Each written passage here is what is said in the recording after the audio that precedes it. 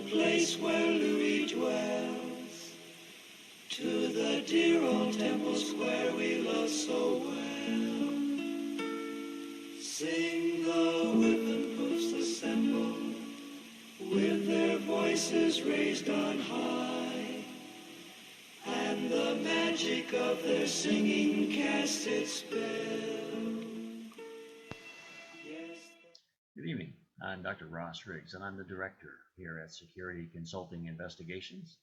Hope that you are having a good December and coming up on the holidays, a good time preparing for family and friends to be together. I want to share with you just a little bit tonight some of the things that I've been thinking as I approach these holidays and continue to do the work that we do here at SCI, where we are involved a great deal in counterterrorism and in the law enforcement aspects that are involved in that, developing the information that is needed in a lot of areas all across the globe, as well as here in the United States. And as I begin to think about some of those things and how that comes together with what it means to have a Merry Christmas and a Happy New Year, we cannot help but wonder how much of that we can really say with an open heart and with a clear conscience, as we know what it is that could be in store for us if those who wish us evil have their ways. We're thankful when we see, for example, here just recently, the stop at the border on the southern edge of the United States, the team that was coming in that believed to be spies working with ISIS. We were grateful to know that they were stopped and expect that our justice system will do well in getting them where they need to be to protect the citizens of this great country. However, we know that that is just one group and that there are many more that have attempted, several more that we are certain have already gotten in, and of course many more that are going to attempt to come in the following days and in the days ahead. So we have to be ever vigilant. We know that that's part of the job, and we have to continue to plan and develop ways that we can help keep our community safe. We believe very strongly here at SCI that a lot of the protection and the prevention of any forward-coming terrorist attacks are going to be stopped at the local level by local citizens.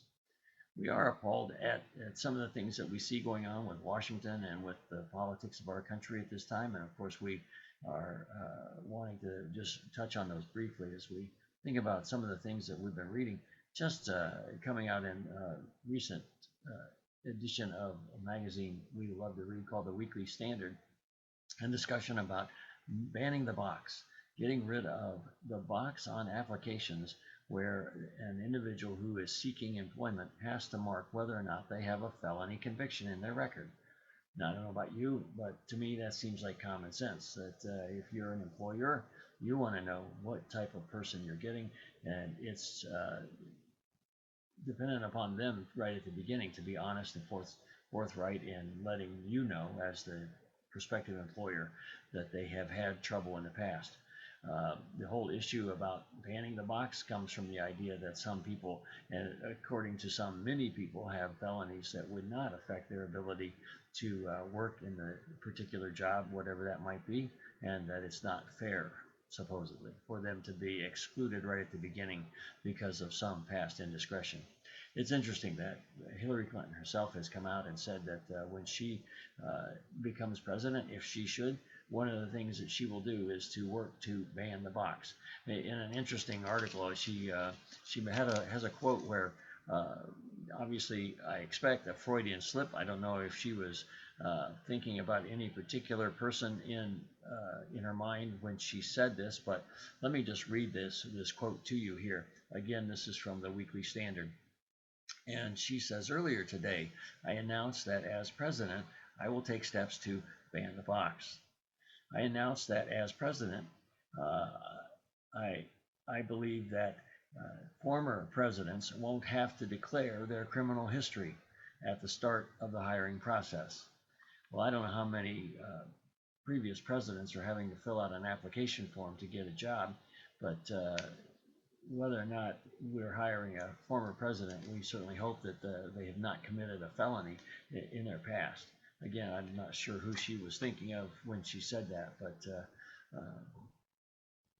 be that as it may, whether or not we should ban the box, whether we should make it so that people don't have to say right up front whether or not they have a criminal record, that it is dependent upon the employer to do background search or to find out. It's like a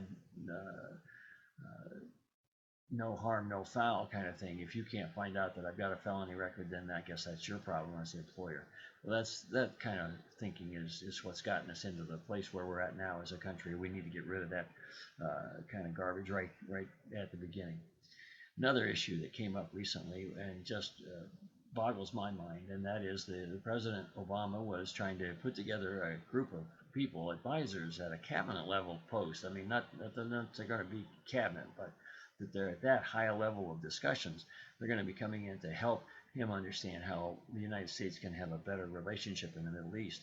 And who does he invite? He invites members of CAIR, C-A-I-R, that is the Council on American Islamic Relations, and they have long been known to be a supporter of terrorists. They're a funding mechanism for terrorists for many, many years.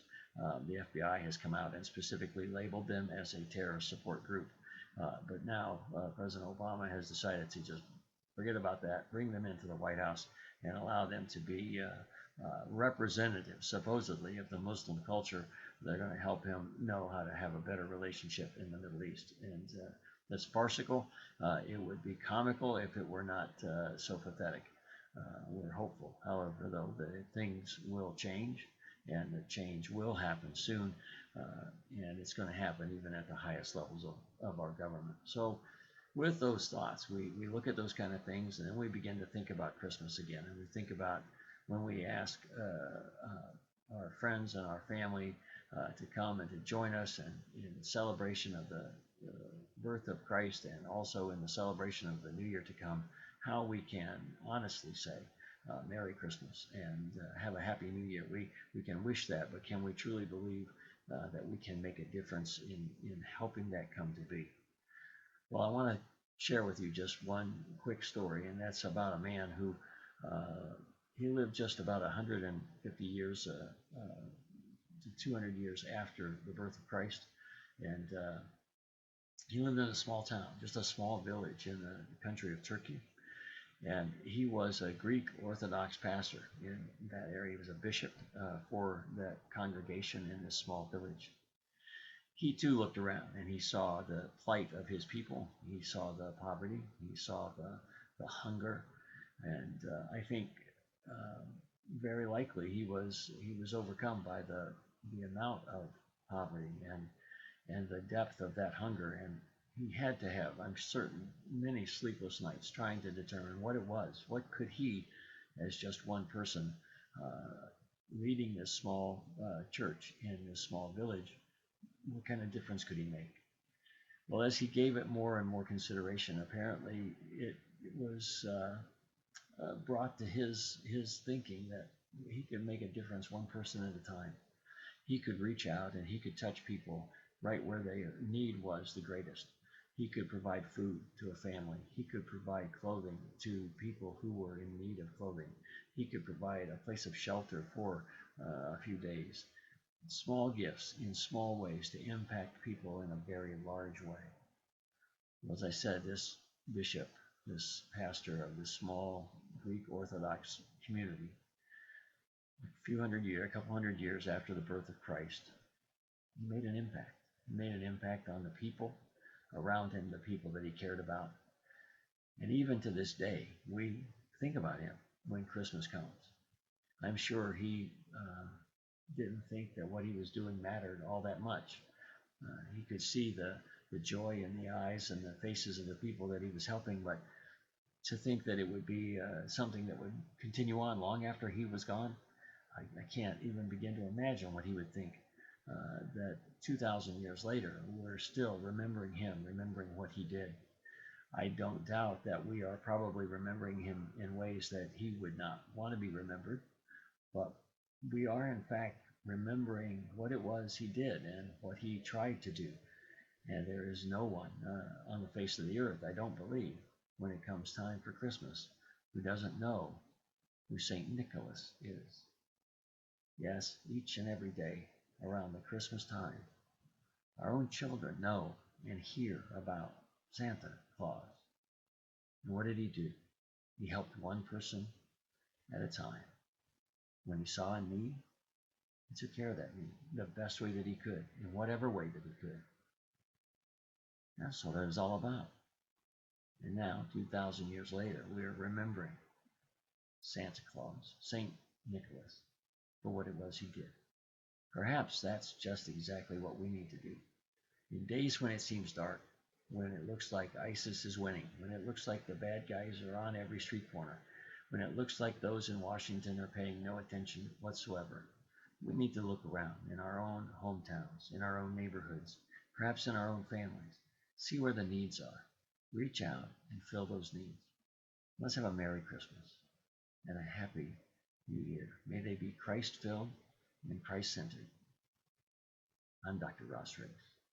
Good night, and God bless.